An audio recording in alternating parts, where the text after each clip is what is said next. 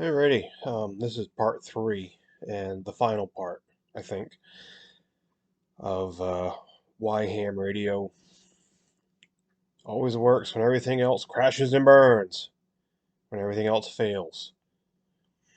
In part 1, I showed some equipment, I showed some gear, did a few demonstrations. Part 2, I kind of focused on VHF and UHF.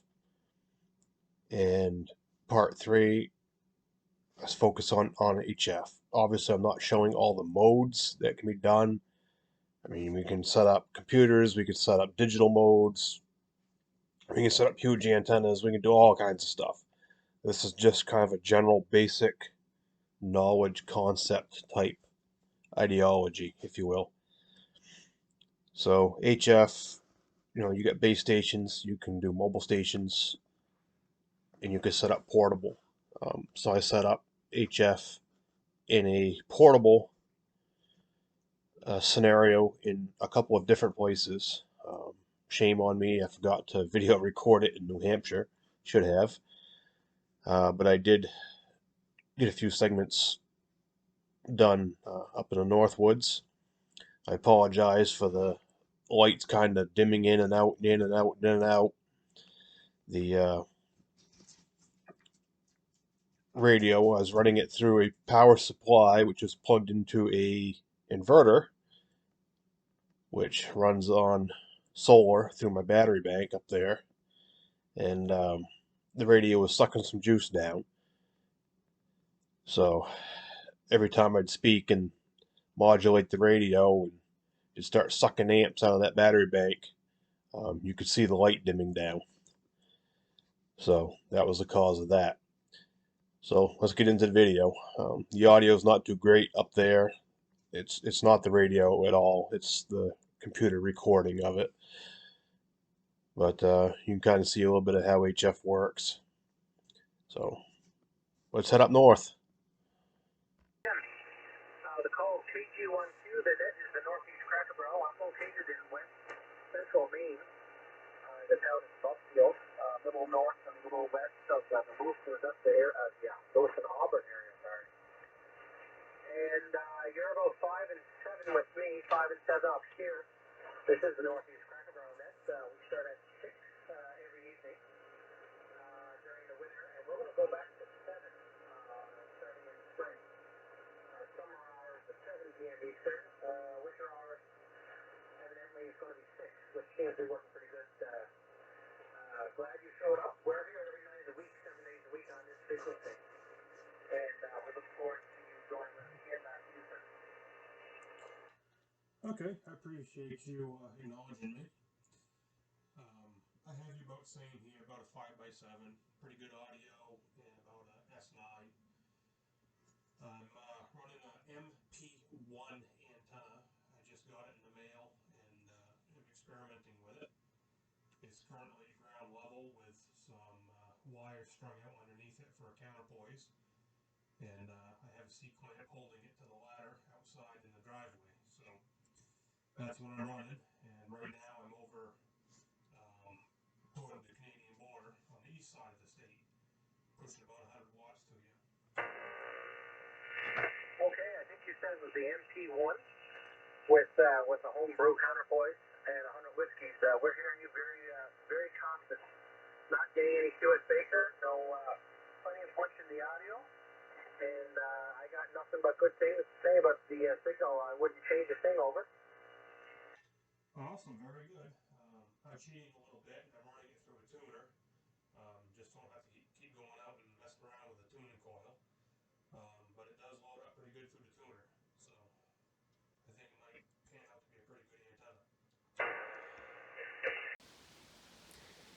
Last night on 75 meters, I checked in with the statewide traffic net and also the cracker barrel net, they call it.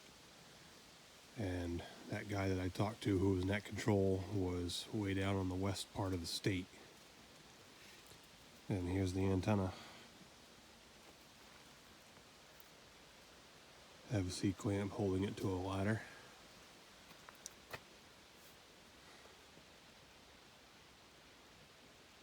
There's the top.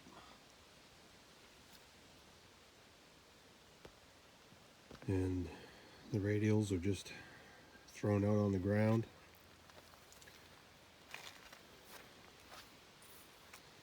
Nothing fancy.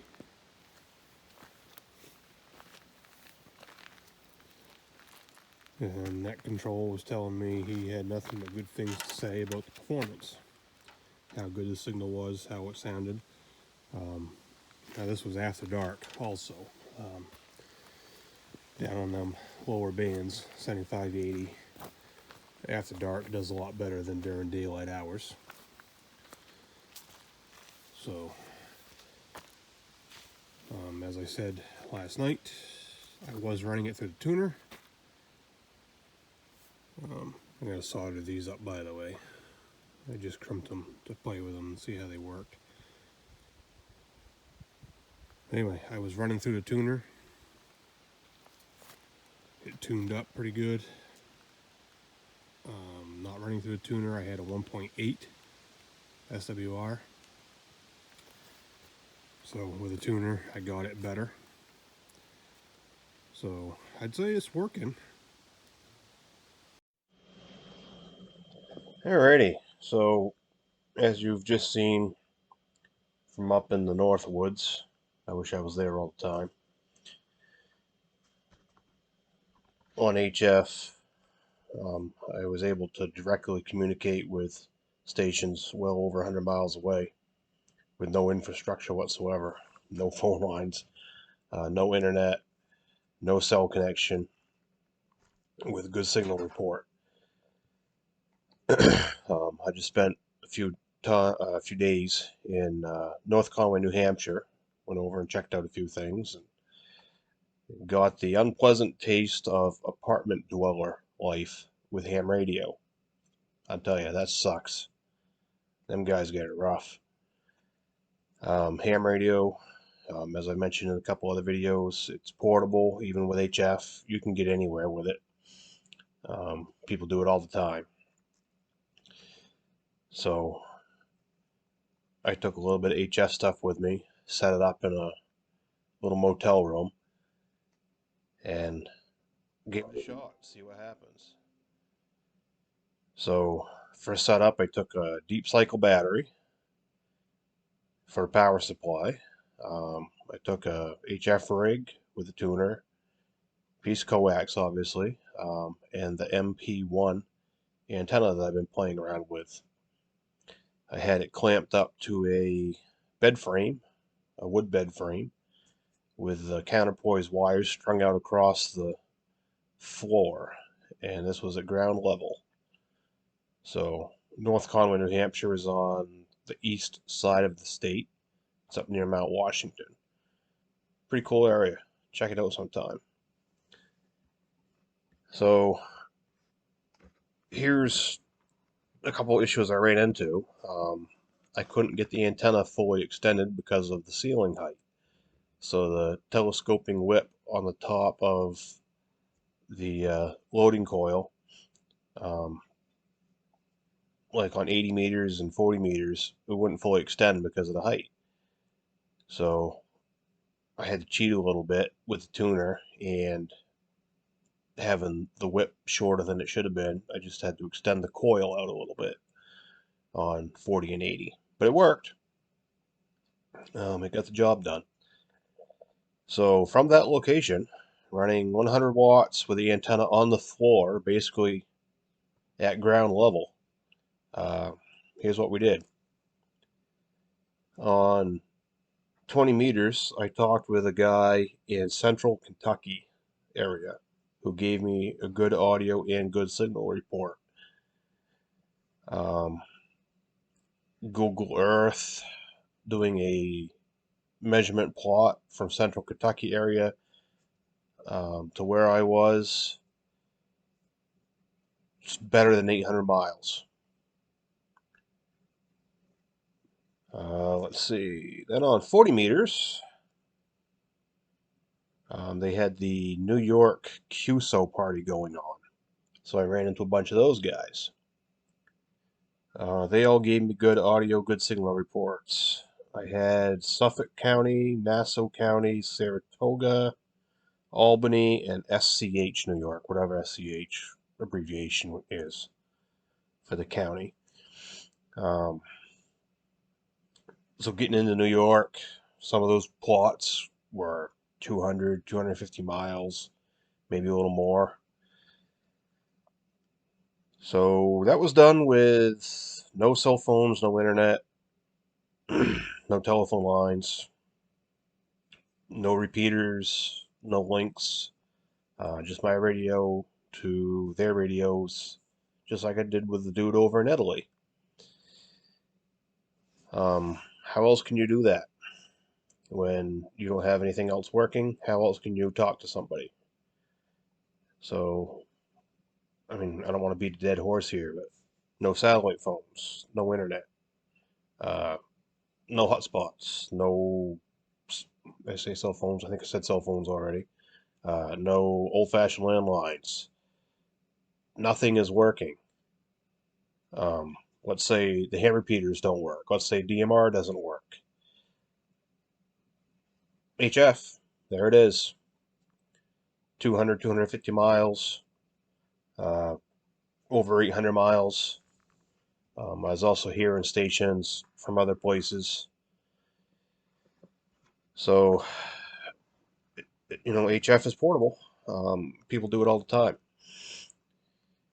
Every year, the fourth full weekend of June, it's a U.S. sanctioned event called Field Day. Dog's trying to. There you go. Yeah, stop eating your fuzz. It's a U.S. sanctioned event called Field Day, and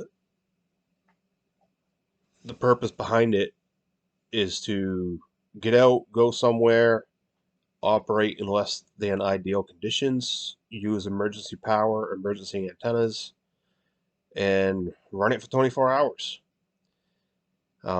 It is a contest. You can win awards.